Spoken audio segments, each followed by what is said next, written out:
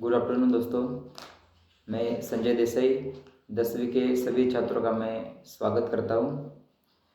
मेरा वीडियो बनाने का प्रयोजन ये है कि इस साल जो है कोविड-19 की वजह से, कोरोना महामारी की वजह से बहुत सारे छात्रों को बहुत सारी प्रॉब्लम्स आ रही है। अध्यापकों को पढ़ाने में, छात्रों को पढ़ने में, तो बहुत सारी प्रॉब्लम होने के कारण मैंने सोचा कि क्यों ना छोटे छोटे वीडियो बनाऊं और आपके सामने में वो वीडियो प्रस्तुत करूं। ठीक है, तो सबसे पहले हम लोग देखेंगे पहली इकाई। उसकी पहली कविता जो है उसका नाम है भारत महिमा, और इसे लिखने वाले व्यक्ति जो है इनका नाम है जयशंकर प्रसाद जी। देखिए, ये जो जयशंकर प्रसाद है ये हिंदी के एक महान कवियों में से एक है। ठीक है, अभी इनके बारे में हम लोग ज़्यादा जानकारी नहीं बताने वाले, मैं आपको इनके बारे में ज़्यादा जानकारी नहीं बताऊंगा। लेकिन ये हिंदी साहित्य में एक छायावाद युग जो है हिंदी में, उस छायावाद युग के प्रमुख प्रवर्तक के रूप में माने जाते हैं, इनका नाम है। और ये जो छायावाद, इसमें 4 प्रमुख कवि हैं, जिसमें ये खुद जयशंकर प्रसाद जी, महादेवी वर्मा और निराला जी, मतलब सूर्यकांत त्रिपाठी निराला और सुमित्रानंदन पंत जी जो है वो, ये 4 प्रमुख कवि माने जाते हैं छायावाद में। अभी यहाँ पर हम लोग जो है जयशंकर प्रसाद ने लिखी हुई जो कविता है इसके बारे में हम लोग जानकारी प्राप्त करने वाले हैं, बराबर। और यहाँ पर ये जो कवि है, ये जो व्यक्ति है, ये मुख्य रूप से उनके साहित्य के बारे में अगर हम लोगों ने देखा तो हमें पता चलता है कि ये जो व्यक्ति है ये भारत का जो गौरवशाली इतिहास हो गया है उनके बारे में उन्होंने ज़्यादा लिखा है। अर्थात इनका जो अध्ययन है भारत महिमा के प्रति, भारत वर्ष के प्रति, वो बहुत ही महत्वपूर्ण, उनका अध्ययन सूक्ष्मता से हमें देखने के लिए मिलता है। बहुत ही गहन अध्ययन इन्होंने, इस व्यक्ति ने किया हुआ है। ऐसे ये महान व्यक्ति जो जयशंकर प्रसाद जी जो है, ये मुख्य रूप से उनकी एक बहुत ही प्रसिद्ध रचना रही है कामायनी। कामायनी एक महाकाव्य है जो उनको हिंदी में एक प्रमुखता स्थापित करने में मदद करने वाला ये ग्रंथ है, महाकाव्य है। इसमें इन्होंने मनुष्य को अपने जीवन में आनंद तक पहुंचाने में किस प्रकार का पड़ाव या फिर किस प्रकार की सहायता उसे लेनी चाहिए, ये सारी बातें जो है इस कामायनी महाकाव्य में उन्होंने बताई है। ठीक है, इस बात को अभी हम थोड़ा पीछे छोड़ देते हैं और हम अभी शुरुआत करते हैं कि मैंने जैसे कि आपको बताया कि यहाँ पर मैं इनके बारे में ज़्यादा जानकारी नहीं बताने वाला हूँ। मैं सीधे जो है आपको कविता की जो पंक्तियाँ जो है वहाँ से हम लोग स्टार्ट करते हैं। सबसे पहली पंक्ति जो है, मैं एक एक का विश्लेषण आपको बताऊँगा। थोड़ा सा पहले पढ़ता हूँ मैं। हिमालय के आंगन में उसे किरणों का दे उपहार, उषा ने हंस अभिनंदन किया और पहनाया हीरक हार। अभी देखिए, सबके सामने जब आप लोग वीडियो को देखेंगे उस वक्त आपके सामने किताब होनी चाहिए ताकि आप एक एक शब्द को देखें, उसका अर्थ जो है वो आपको समझ में आना चाहिए, इसलिए। ठीक है, देखिए यहाँ पर कवि बताते हैं कि हिमालय के आंगन में उसे किरणों का दे उपहार। हमारा भारतवर्ष जो है, हमारे भारतवर्ष में आप लोग जानते हैं कि हमारा उत्तरी भारत जो है वहाँ पर हिमालय पर्वत की 3 प्रमुख श्रृंखलाएं हैं। वैसे अगर देखा जाए तो वो 5 श्रृंखलाएं, लेकिन प्रमुख जो है वो 3 हैं, और उसमें से बृहद हिमालय, मध्य हिमालय और शिवालिक टेकड़ियाँ जो है जिसे हम बोलते हैं, पहाड़ियाँ, वो है। तो ये इस प्रकार से हमारे भारतवर्ष में फैला हुआ है जो हिमालय है।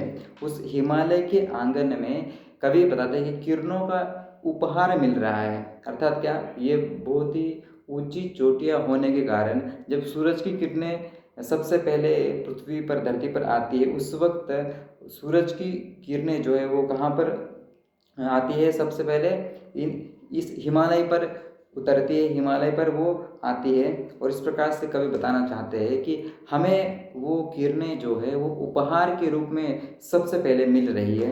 और उषा ने हंस, जो प्रातः काल जो है, सुबह जो है, वो सुबह जो है वह हंसकर भारत भूमि का क्या कर रही है, अभिनंदन कर रही है। क्या, भारत भूमि का अभिनंदन करे। कौन, सुबह प्रातःकाल, बराबर।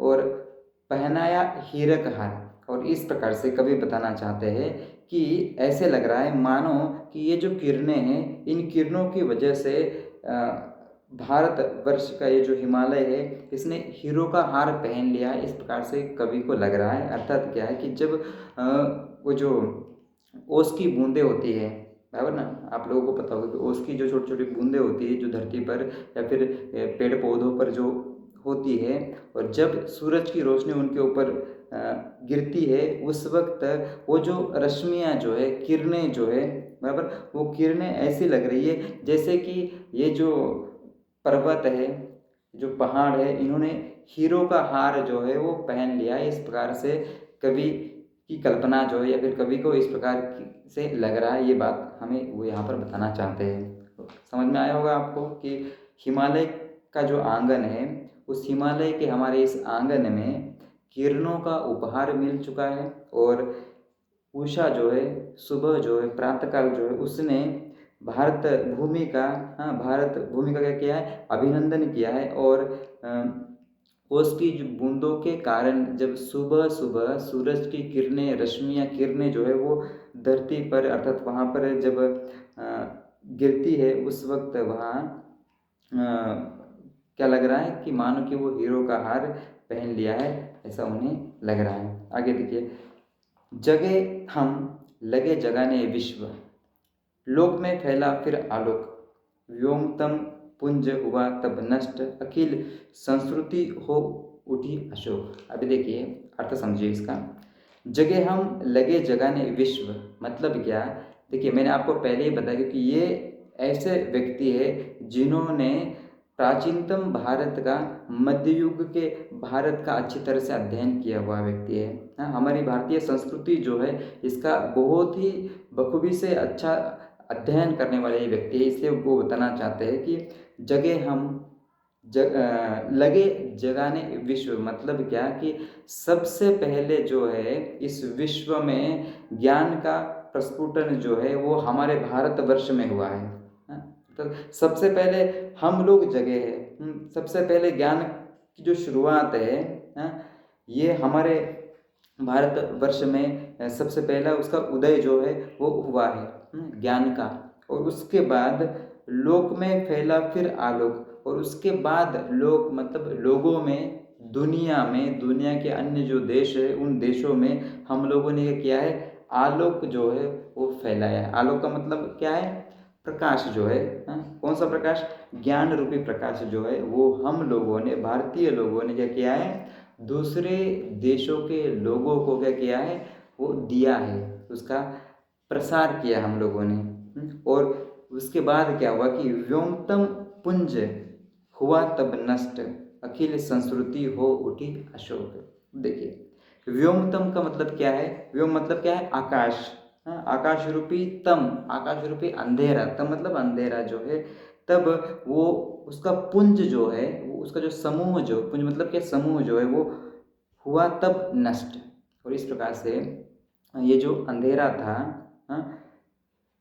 आकाश में अर्थात दुनिया में, जो अज्ञान रूपी अंधेरा जो है, इस अज्ञान रूपी अंधेरे को हम लोगों ने क्या किया है, नष्ट किया है, हम भारतीय लोगों ने नष्ट किया है। और अखिल संस्कृति हो उठी अशोक। और इस प्रकार से अखिल मतलब संपूर्ण संस्कृति जो है, संस्कृति मतलब संस्कृति नहीं बोल रहा हूँ मैं, यहाँ लिखा हुआ है संस्कृति, संस्कृति मतलब ये जो संसार जो है, ये संसार क्या हो गया है, हो उठी अशोक मतलब ये जो संसार है जो है वो क्या हो गया, शोक रहित हो गया। मतलब वो जो जिस समस्या में गिरा हुआ था, जो प्रॉब्लम समाज के अंदर थे, मतलब पूरे विश्व की बात कर रहा हूँ, तो ये जो सारे प्रॉब्लम जो है वो क्या हो गए, नष्ट कराने के लिए भारतीय लोगों ने बहुत ही बड़ा योगदान दिया है। इस प्रकार की बात यहाँ पर कवि जो है वो करना चाहते हैं। आ रहा है समझ में। देखिए सबसे पहले हम लोगों ने देखा कि सबसे पहले हम लोग जगह अर्थात ये जो लिखाई पढ़ाई जो है वो आप लोग अच्छी तरह से जानते हैं। और आप लोगों को ये भी पता है कि नालंदा विश्वविद्यालय जो था, बराबर, वो हमारे भारतवर्ष में ही था। उसके बाद तक्षशिला जो विश्वविद्यालय है वहाँ पर भी दुनिया के अन्य देशों से छात्र जो है हमारे भारतवर्ष में पढ़ने के लिए आते थे। उसके बाद ये जो नालंदा बिहार, आज का जो बिहार है, वहाँ पर ये नालंदा विश्वविद्यालय था, यूनिवर्सिटी थी, लेकिन वो बाद में वो नष्ट हो गई, उसको जलाया गया। किस प्रकार से जलाया गया या फिर किस प्रकार से नष्ट हुआ, ये अलग प्रकार की बात है, कभी हम इसके बारे में भी देखेंगे, ठीक है। और इसके बाद या फिर हम और देखते हैं कि वेद है, उपनिषद है, बराबर, इनकी निर्मित जो है वो भी भारतीय लोगों ने की है, ठीक है। सबसे पुराना मतलब पुराने अगर ग्रंथों की बात करें हम लोग, तो ये जो वेद है, ये वेद सबसे पुराने ग्रंथों में से आते हैं, और उसकी निर्मित जो है वो आप लोग जानते हैं व्यास जी ने की है, ठीक है। तो इस प्रकार से यहाँ पर कवि ये बताना चाहते हैं कि सबसे पहले जो है भारत वर्ष जो है या फिर हमारा भारत देश जो है, इसने बहुत यहाँ के लोगों ने जो है बहुत अच्छा काम किया है, अच्छा प्रयास किया है, और उसके बाद ज्ञान का उदय हमारे भारतवर्ष में हुआ, और यहाँ हम सबसे पहले जागृत हुए हैं। उसके बाद हम लोगों ने दूसरों को ज्ञान जो है वो बांटा है, दूसरों को भी हम लोगों ने इस प्रकार से मदद की है। ये बात यहाँ पर कवि करना चाहते हैं। आगे देखते हैं हम लोग। विमल वाणी ने विना ली, विमल वाणी ने विना ली, कमल कोमल कर में सप्रीत, सप्त स्वर सप्त सिंधु में उठे, छिड़ा तब मधुर साम संगीत। अभी देखिए इस बात को अच्छी तरह से समझने की कोशिश करो, ठीक है, कि विमल वाणी ने, विमल वाणी मतलब क्या? विमल मतलब यहाँ पर पवित्र, पवित्र वाणी ने वीणा ली। अभी पवित्र वाणी मतलब कौन? यहाँ पर सरस्वती देवी, ठीक है। सरस्वती ने अपने हाथ में क्या किया? वीणा ली। आप लोगों को पता है वीणा, वीणा की तार छेड़ने से संगीत की निर्मित होती है, आपको पता है, ठीक है। एक संगीत का एक वो पार्ट है, भाग है। कमल कोमल, उसके जो कमल कोमल हाथ जो थे, इन कर में सप्रीत, कर मतलब हाथ में, सप्रीत प्रेम के साथ इन्होंने अपने कोमल रूपी हाथ जो है, सॉरी, कमल रूपी कोमल जो हाथ है, क्या ये जो कमल रूपी कोमल जो हाथ है, इस बात को अच्छी तरह से समझ लो आप लोग, ठीक है। तो इन्होंने अपने हाथ में वीणा ली है, किसने? सरस्वती ने। और उसके बाद देखिए सब, उसके बाद क्या हुआ कि सप्त स्वर सप्त सिंधु में उठे, और इस प्रकार से सप्त स्वर मतलब 7 स्वर जो है वो सप्त सिंधु में उठे। सप्त सिंधु मतलब क्या? कि आर्यावर्त, आर्य, क्योंकि प्राचीन काल में जहाँ पर 7 नदियाँ बहती थी, इस प्रांत को आर्यावर्त कहा जाता था। और आज भी हम लोग देखते हैं कि भारत में ऐसे 2 विभाग है, एक आर्य और एक अनार्य। आर्य लोग जो है वो हमारा महाराष्ट्र जो है, महाराष्ट्र तक, दिल्ली से लेकर ये जो उत्तरी भारत है महाराष्ट्र तक का, यहाँ आर्य लोग रहते हैं। और दक्षिण में मतलब महाराष्ट्र के नीचे हम जब जाते हैं कर्नाटका वगैरह, तो नीचे रहने वाले लोग जो है वो अनार्य लोग हैं, ठीक है। और तीसरे किस्म के लोग भी हमारे यहाँ पर है, वो मैं आपको बाद में बताता हूँ। लेकिन कभी बताना चाहते कि सप्त स्वर जो है वो सप्त स्वर सप्त सिंधु में उठे, उसकी आवाज़ जो है वहाँ पर उसकी आवाज़ की निर्मित हुई है उन स्वरों की। और छिड़ा तब मधुर साम संगीत, साम मतलब, साम संगीत मतलब क्या?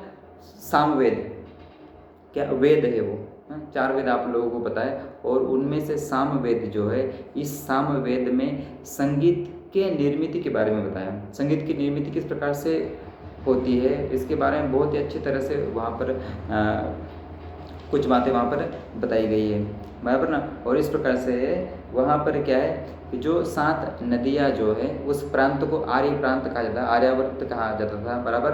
और यहाँ जो 7 नदियाँ हैं, जैसे कि सिंधु है, सतलज है, और झेलम है, सरस्वती है, गंगा और जमुना।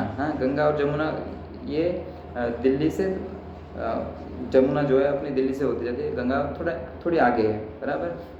तो इस प्रकार से ये यहाँ का पंजाब प्रांत की 5 नदियाँ बराबर, और दिल्ली और उसके आगे गंगा जो है वो 2 नदियाँ।